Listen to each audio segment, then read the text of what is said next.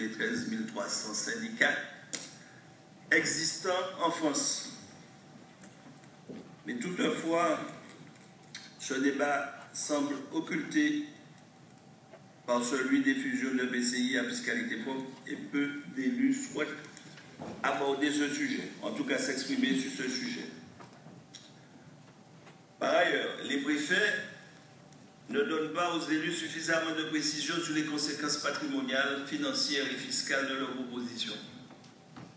C'est le cas particulièrement lorsque le projet de SDCI de la Martinique propose la dissolution de syndicats employeurs de nombreux personnels dans le domaine de l'eau et de l'assainissement.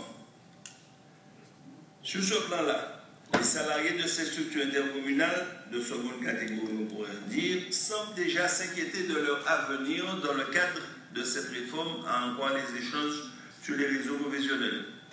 Seront-ils intégrés parmi le personnel des nouvelles communautés?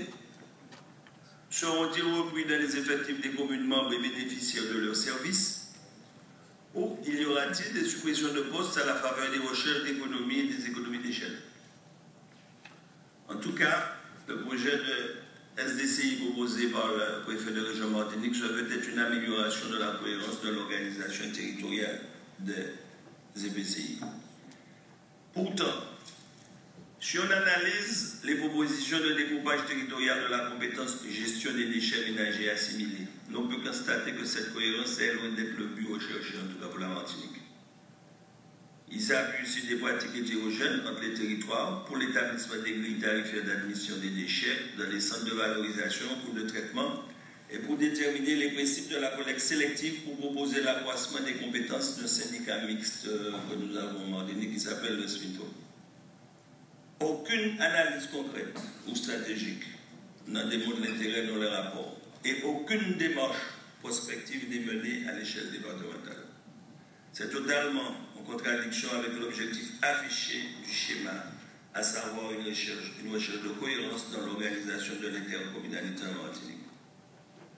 Comment penser au renforcement des compétences de syndicats mixtes qui n'a pas encore exploré tous les champs de la seule compétence traitement pour laquelle il a été créé, sans avoir envisagé au préalable une réflexion sur la problématique globale des déchets dans un ensemble martiniquais, intégrant les trois intercommunalités, et non pas seulement la CCNM et l'espace sud.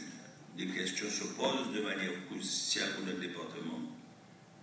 Quelle stratégie d'indépendance énergétique pour la Martinique à partir de la matière première que sont nos déchets?